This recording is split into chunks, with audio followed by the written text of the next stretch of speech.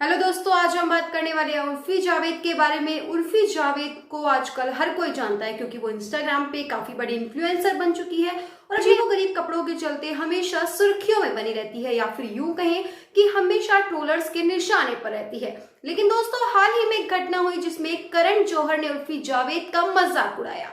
करण जौहर ने कहा कि कुछ लोग, कुछ इन्फ्लुएंसर्स एयरपोर्ट जाते हैं, तैयार होकर सज धज कर बहुत अच्छे बन के जाते हैं, वहां फोटोज क्लिक कराते हैं, लेकिन कभी फ्लाइट नहीं पकड़ते। दोस्तों, ऐसा बोलते हुए करण जौहर ने नाम तो नहीं लिया, लेकिन उनका सीधा सीधा निशाना उर्फी जावेद के ऊपर है। जी हाँ दोस्तों, इससे पहले भी उर्फी जावेद से बहुत से लोग पूछ चुके हैं कि आखिर आप इतना सज धज कर एयरपोर्ट जाती ही क्यों है, क्योंकि आप वापस वहीं से लौट कर आ जाती हैं। इसके लिए उर्फी जावेद ने एक वीडियो भी बनाया जिसमें उन्होंने एक रील बनाया था कि मैं जो करूं वो करूं, आपको क्या। दोस्तों, आपको इसके अलावा उर्फी जावेद के बारे में बता दें कि उर्फी जावेद हमेशा अपने अजीबोगरीब कपड़ों को लेकर चर्चा में बनी रहती है और इसी के साथ साथ उर्फी जावेद और करण जौहर जो है वो एक दूसरे से अनजान भी नहीं है, क्योंकि उर्फी जावेद ने करण जौहर का शो बिग बॉस ओटीटी किया था। हालांकि वो उसमें काफी कमाल नहीं दिखा पाई थी और जल्दी ही बाहर हो गई थी, लेकिन अब जो उर्फी है वो हमेशा लोगों के साथ सुर्खियों में बनी रहती है। उर्फी जावेद को समझ आ गया है कि आपको कैसे लाइमलाइट में रहना है और इसके लिए